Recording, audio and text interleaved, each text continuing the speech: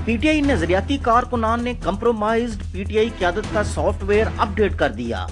यही वजह है कि हुकूमत की जानिब से बुलाए जाने वाले कौमी सलामती इजलास में शिरकत का फैसला इमरान खान से मुलाकात पर मशरूत कर दिया गया। जी हाँ नाजरीन, ये कहना था पाकिस्तान के मारूफ सहाफ़ी जनाब तारक मतीन का, जो अपने YouTube channel Tariq Mateen official पर गुफ्तगू कर रहे थे। इससे पहले पीटीआई क़यादत ने कौमी सलामती कमेटी के पार्लिमानी इजलास में शिरकत के लिए पीटीआई 14 रुकनी कमेटी में शामिल नामों की फहरिस्त जारी की थी, जिस पर पीटीआई नजरियाती कारकुनान का सोशल मीडिया पर एहतजाज रंग लाया और क़यादत ने इमरान खान से मुलाकात सिक्योरिटी इजलास में शिरकत से मशरूत कर दी।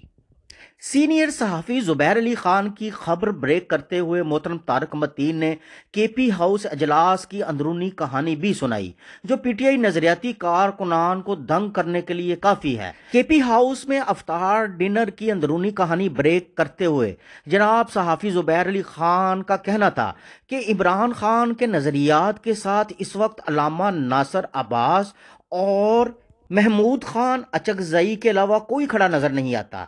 आइए चलते हैं इस गुफ्तगू की तरफ। क्या हुआ है, मैं आपको एक और चीज बताऊं। ये जो इफ्तार डिनर का एहतमाम किया गया था तहरीक तहफ़्फ़ुज़ आईन पाकिस्तान की जानिब से केपी हाउस इस्लामाबाद में, इसके हवाले से खबर क्या रही है। ये खबर हमारे दोस्त छोटे भाइयों की तरह ज़ुबैर अली खान उन्होंने दी थी कि हैरतअंगेज तौर पर इफ्तार डिनर के दौरान पीटीआई की दस्तयाब क़यादत अल्लामा राजा नासिर अब्बास और महमूद अचकजई को बयानिए में नरमी लाने की तलकीन करते रहे। पीटीआई वाले जिनका लीडर अंदर है, वो उन लोगों को जो इत्तेहाद में साथ आ गए उनसे कह रहे थे बयानिए में नरमी लाओ। सोने पर सुहागा इफ्तार डिनर में वो सहाफी जो गुज़श्ता 2 सालों से इमरान खान को मुंह चिढ़ाने, रियासती बर्बरियत की हिमायत करने वाले पीटीआई को इंतशारी करार देने में जमीन आसमान एक कर रहे थे, वो न सिर्फ मदऊ थे बल्कि पीटीआई की क़यादत उनसे मशवरे भी लेती रही। सुभान अल्लाह, पीटीआई वाले उन लोगों से मशवरे ले रहे थे जो पीटीआई की ऐसी की तैसी करते हैं, पीटीआई को दहशतगर्द करार देते हैं और उनसे मुतासिर नजर आए।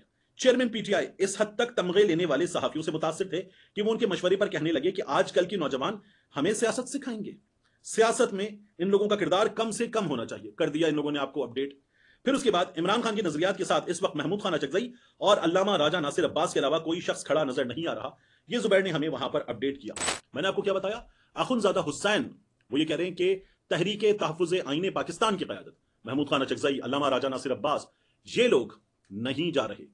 तो ये अहम तरीन लोग हैं, ये इस इजलास में नहीं जा रहे।